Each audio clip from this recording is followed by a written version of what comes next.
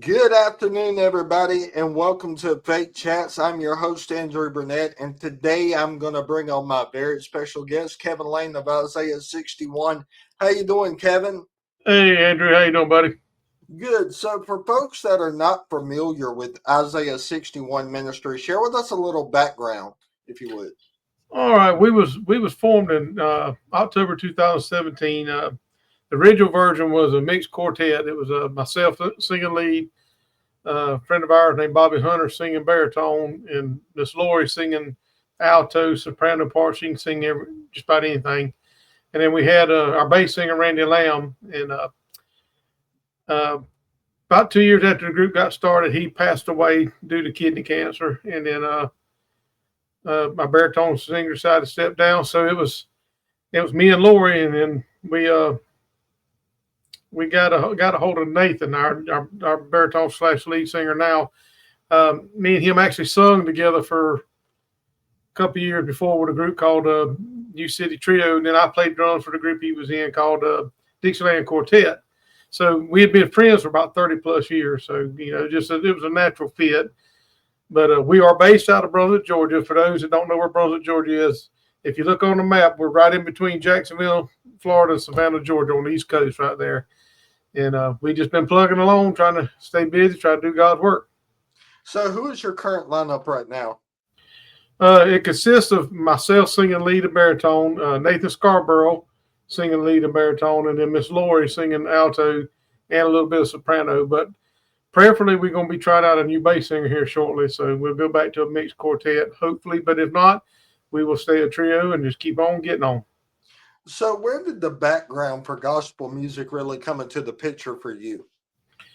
Well, my mom and dad always sang at church, and I actually sang and played drums. I played drums all my life. I've been playing drums basically since I was 12 years old. Started earlier than that, just beating on pots and pans and different things like that. But I at 12 years old, I was sitting there in my living room. We always watched the Gospel Jubilee, and there was a woman I always tell when I talk about that. I always say there was a woman had hair up to heaven, Miss Vestal Goodman, and she sung "God Walks the Dark Hills." And at 12 years old, I didn't really have no sin, but I knew I didn't have God, and I just made a conscious decision to make God my all and all. Now I'd like to tell you, as most people, that I like to say I stayed in the faith and stayed where I was supposed to be.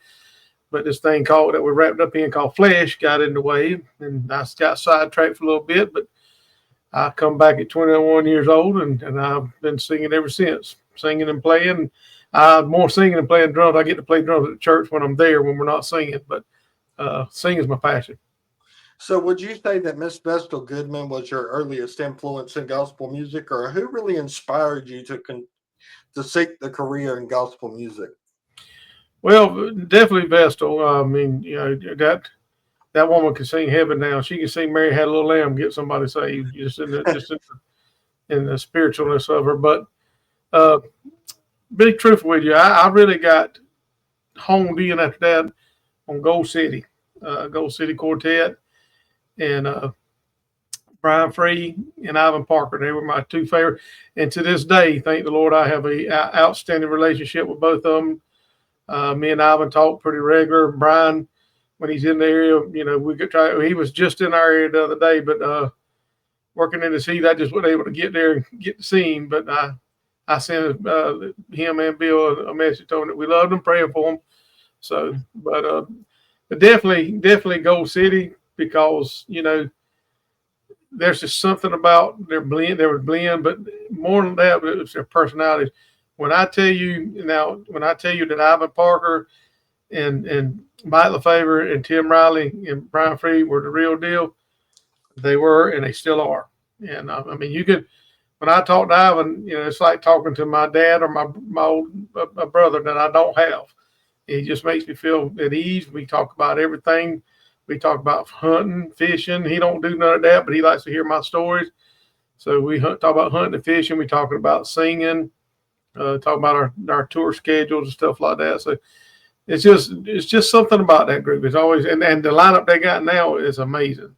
I told Daniel, I said, you have got the old version of Gold City now. He laughed at me. He said, "Well, thank you." And just something about that quartet singing. And don't get me wrong, I like trio singing too.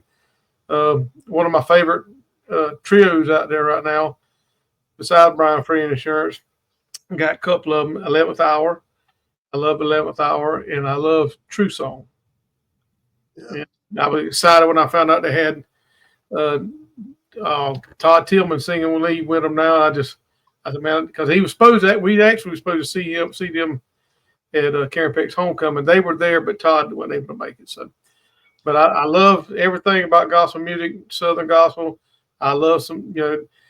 I'm okay with praise and worship. I love praise and worship. Some of the contemporary stuff. But here's the thing: if it's uplifting and it gives God glory, and it's biblical, it's right up my alley. So you've had the opportunity to share the stage with many gospel groups. What would be the most memorable for you? Most memorable. Well, I got a couple. Is that okay? Yeah.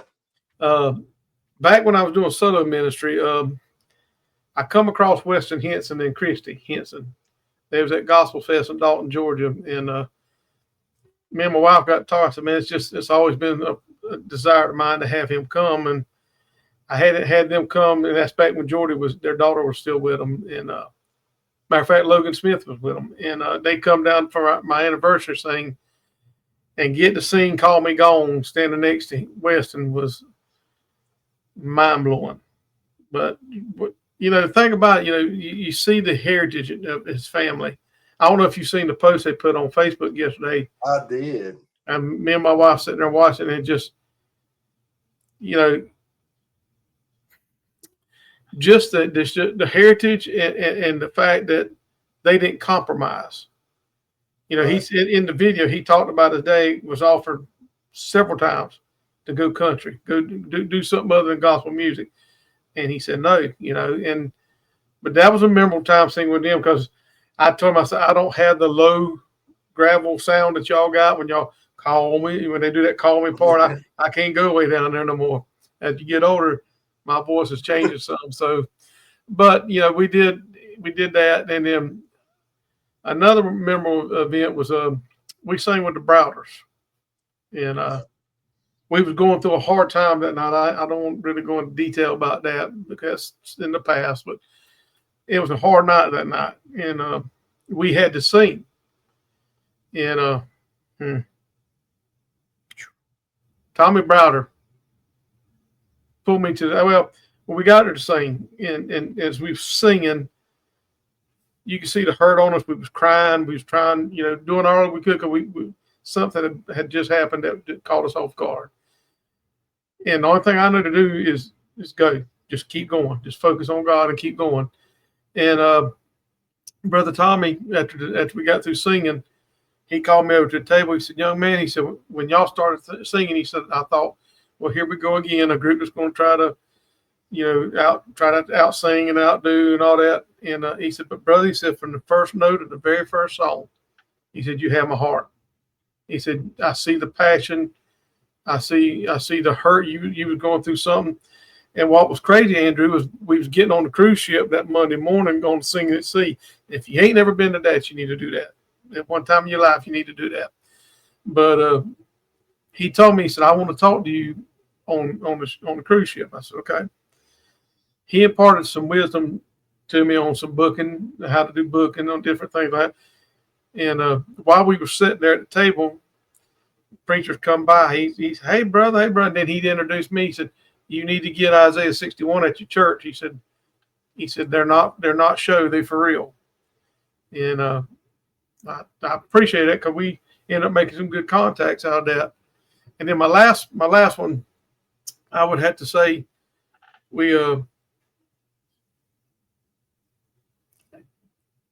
I sung as a soloist, like I said before I joined Isaiah 61. And funny story on this one. I sung at the all night gospel sing here in Waycross, Georgia, right down from where I live. And I sung a song by Brian Free and them, "Healed." I have been healed. Right. And it got to the second verse, and I had the first verse, second verse together, all jumbled up. and nobody knew it but one judge and Brian and the person that wrote the song. They were there, and I ended up, Lord bless me, ended up winning the talent contest. And that night I had to sing it again, and I did the same thing. And Brian, when I walked off stage, Brian said, "I've never heard it sung like that, but you made it work." Yeah. So ever since then, like I said, me and Brian's been friends. So a lot of good experiences. When you travel and sing, we're not full time. I reckon you call weekend warriors. I like to call. Before COVID hit, we was averaging 80 to 85 dates a year.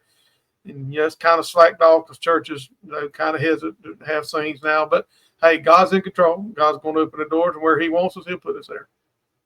So what's been going on with Isaiah 61 Ministries recently?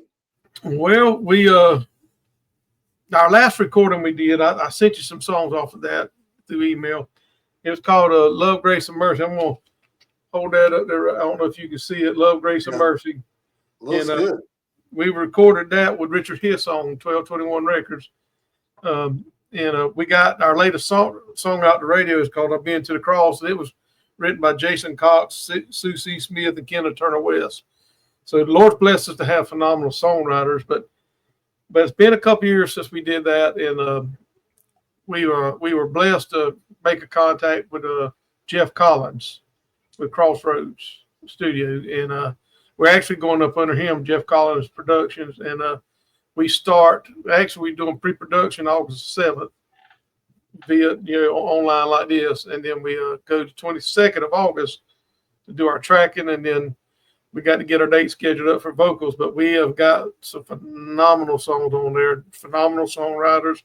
We're singing some from Sean Barber and his wife, Sean that sings with Triumph Quartet. We got I can't remember the woman's name. I want to say it's Shawnee. She won the talent singing news writers talent contest not too long ago. And then we got what's the other? We got Tim Bates. You ever heard the Bates family? I have, yeah. And he sent us a song. Said I'm somewhere praying for you. Oh, that's my song. I told him I don't care what else I sing, but that's my song right there because I don't have the answers. I don't know how to solve problems. But I know who does, and I know how to reach it. I told the church last night, we sung that down here.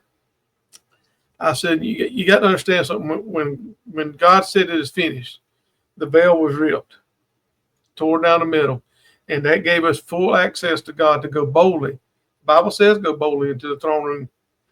Now, I don't mean going there and demand. That means go boldly with your needs. But see, I believe what Mark 11:22 through 24 says. First, have faith in God. Speak to the mountain, tell it to go, and don't doubt, and be cast in the sea. And then the last part, whatever you ask for when you pray, believe you receive it, and you shall have it. And God has done a lot of things.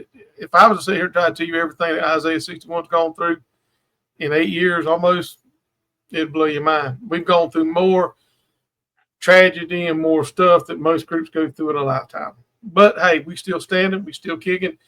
And as I tell them all the time, I won't back down. And I told them last night, I ain't scared of the devil. I'm not afraid of him. And the Bible tells you 365 times, be not afraid, fear not. And we ain't supposed to be scared. We're supposed to stand. We know who holds our future and who holds our tomorrow. All we got to do is fully trust in Him and believe in Him. And hey, He's got it covered. So I'm sure there's been many, but what about a memorable testimony that you've heard, whether it be from somebody sitting in the congregation or just somebody that's come to the product table that sticks out to you? About 2 months now, there's a little community church here, probably about 2 hours from the house. There was a woman, as the service started, she stood up and asked for prayer, said she had some tests she had to go through for testing for pancreatic cancer. And the Lord prompted me then to pray for her. And, at first you kind of, okay, Lord, I'll just hold on just a minute. And we got to singing, and about the third song, I couldn't resist no more. I said, and this woman was elderly. So I said, where's the young lady that testified about pancreatic cancer? And everybody was looking around. She knew who I was talking about. So she stood up. and asked her to come to the front. Because, see, I believe in touching and agreeing. I believe laying hands on people. Right. I believe praying. I believe prayer change. I believe prayer changes the situation. It changes the person. Not look in the mirror. It changes. There's a prime example. It changed you. It changed me. And we prayed for her. And as we was praying for her, she whispered in my ear. She said that last year I was healed of breast cancer. And I said, we're believing that you're gonna get a clean bill of health this time. I said, Monday. She went that Monday. I said, when you get back from the doctor, you let Brother Connell, the pastor, know, or get word to me and let us know what God's done for you. And when she sent us the message, we went to praise the Lord. They ain't find nothing wrong with her. Come on. And it's not because of me or what I did. It's because who He is and what He did on the cross. And I give you one more testimony. This comes from my wife. They thought she had breast cancer. And Bubba, when it's your helpmate, you really go to work. You really go to prayer. And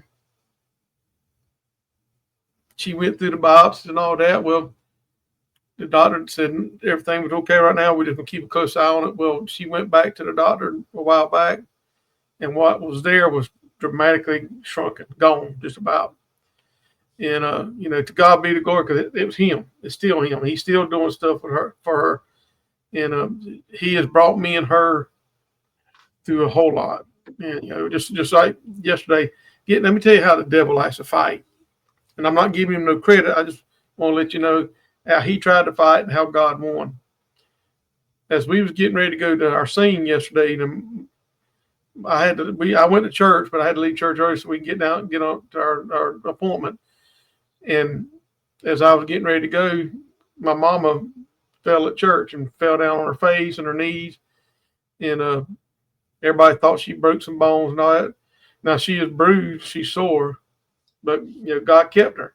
But God was trying to keep us from getting to where we needed to be, right? To get the message out, And I thank God for what He's doing in my family. I mean, I pray for my family just as hard as I can, because I got children that's not saved. I got grandchildren that's not saved.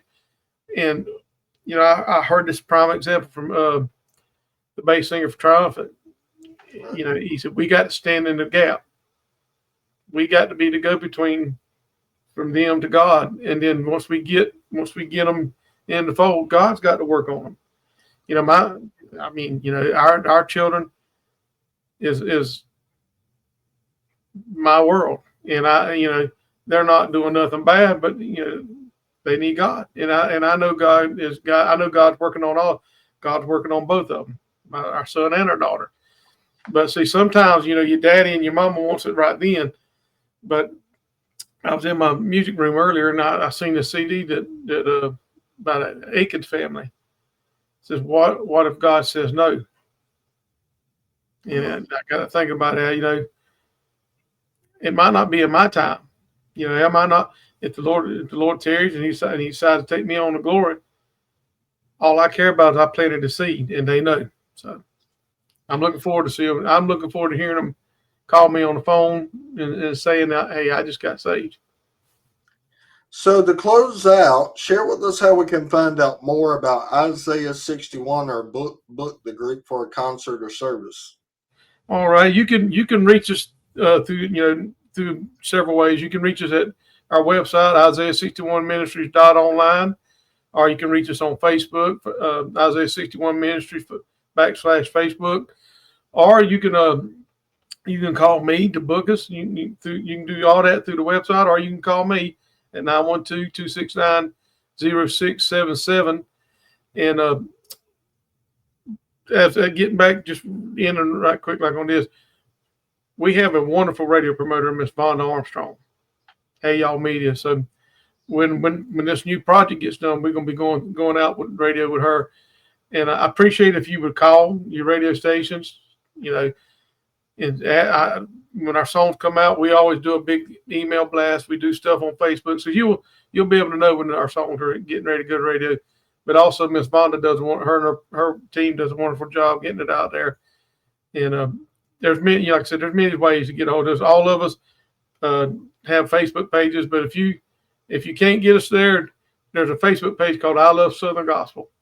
That's my wife's page right there. She does everything the Southern Gospel is on that page. If you can't get us through, if you don't get us to our website or calling me, you can reach out on there too, and we'll get back with you. It might give me a day or two, but I'll get back with you. All right, Kevin. Thank you so much. All right, buddy. Take care, man. All right. Bye-bye.